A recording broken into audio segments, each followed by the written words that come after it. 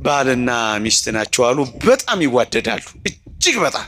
ትንሽ ሲለው እኔ ታነቅ ትላለች፣ ሲያደናቅፋት እኔ ልደፋ ባይ ነው። ፍቅራቸው የትየለሌ ነው። አንድ ጎረቤት ይሄን ፍቅራቸውን ሲያይ ከርሞ ግን የምራቸውን ነው እውነታቸውን ነው የሚዋደዱት ብሎ አንድ ቀን ቼክ ማድረግ ፈለገ። አያድርስባችሁ እንዲህ አይነት ጎረቤት። ጥቁር በጥቁር ለብሶ የተመዘዘ ሰይፍ ይዞ አንድ ቀን በራቸውን በኃይል አንኳኳው። በኃይል ሲንኳኳ እዚህ አዲስ አበባ ነው ታሪኩ የተፈጸመው። በር በኃይል ከተንኳኳ ወይ ቀበሌ ነው ወይ ደንቦች ናቸው መቼም እኛ ሀገር። ሴትዮዋ በራ ወጣ ክፍት ስታደርግ ጥቁር በጥቁር የለበሰ የተመዘዘ ሰይፍ ያዘ ሰው ቆሟል። ደነገጠች። ማን አለችው? እኔ ሞት ነኝ። እና ምን ልታረግ እዚህ መጣ አለችው።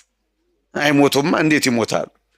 የሚሞተው የታመመ ሰው አይደለ? በእኛ ቤት አልጋ ያዘ ሰው። እኛ እኮ ምስኪኖች ነን። ውሻ እንኳን ሲጮህ እዛ መንደር ውስጥ አይ አቶ ገሌ ዛሬ ሊሞቱ ነው። ቤት መዳቢዎች፣ ሟች ቆጣሪዎች። አሁን አንድ ምስኪን ዘፋኝ ትዝ ይለኛል፣ ማዲንጎ የሚባል አሁንም ይሞት ይመስላል እሱ። ደግሞ እናንተ እንደዚህ እንዳታረጉና እንዳጽፉ ነግሬያለሁ።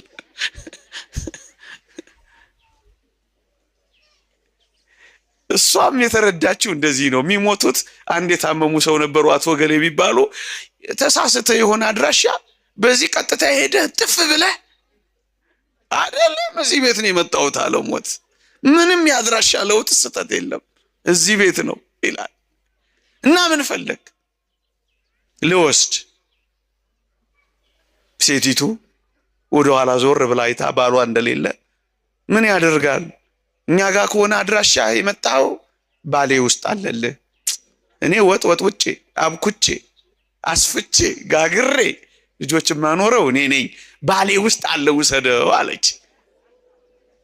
ፍቅራቸውን ሊለካ መጣል አልኳቸው። እንደሱ ነው ነገሩ። ባል ስትቆይበት ለካ መጥቶ ሰምቷቸው ኖሯል።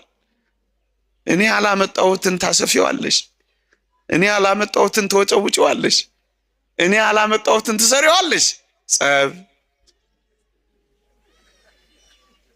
ከዛ ሴትዮይቱ ፈሊጠኛ ነበረች አሉ።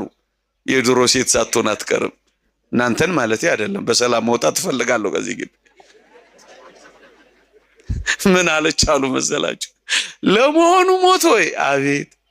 ከዚህ ቤት ስንት ነፍስ ነው የምትፈልገው ትለዋለች። እኔ ከዚህ ቤት የምፈልገው አንድ ነፍስ ነው። አውቆ በደንብ ሲያስጨንቃቸው ምን ያደርጋል፣ ያሳዝናል። እኔ ጸንሻለሁ፣ 2 ነፍስ ነኝ፣ ባሌን ውሰደው ብላ ለማምለጥ ሞከረች አሉ። እንደዚህ ማምለጥ ይቻላል? አሁን እናንተ ሞት ቢመጣ እየሳቃችሁ ወይስ እያዘናችሁ ትሄዳላችሁ? ለመኖር ከሆነ ከክርስቶስ ጋር ለመኖር ከሆነ እርፍ ለማለት ከሆነ የሚበልጠውን ክብር ለማግኘት ከሆነ ወደ ዘላለም ቤታችን ለመመለስ ከሆነ ልሂድ ማለት የክርስቲያን ወግ ነው። ካልሞትክ ሕያው አትሆንም። ይቆየን። ፀሐይ ላይ ብዙ አቆየዋችሁ። የእግዚአብሔር ቸርነት፣ የእመቤታችን አማላጅነት፣ የጻድቁ አባታችን የአቡነ ሀብተ ማርያም በረከት ረድኤት አይለየን። በሐዘን ጊዜ ብዙ አታምቡ፣ ብዙ አታልቅሱ፣ ተስፋ አትቁረጡ፣ አትመረሩ፣ ጥቁርና ከል አትልበሱ፣ ጸጉር አትንጩ፣ እንደ አሕዛብ አታልቅሱ። ይህ ክርስቲያን ወግ አይደለም። በትንሣኤው ኃይል ለሚያምን ክርስቲያን በቅጡ የሚኖር ሕይወት የሚገለጠው እንዲህ ባሉ ብርቱ የሐዘን ጊዜያት ነው። እየዘመርን መሸኘት እንልመድ። እልል እያል እየዘመርን በአንድ አይናቸው እየሳቁ በአንድ አይናቸው እያለቀሱ እንደሚሸኙት ደጋግ ሰዎች እንሆን። ስለ ፍቅራችን እናለቅሳለን ከክርስቶስ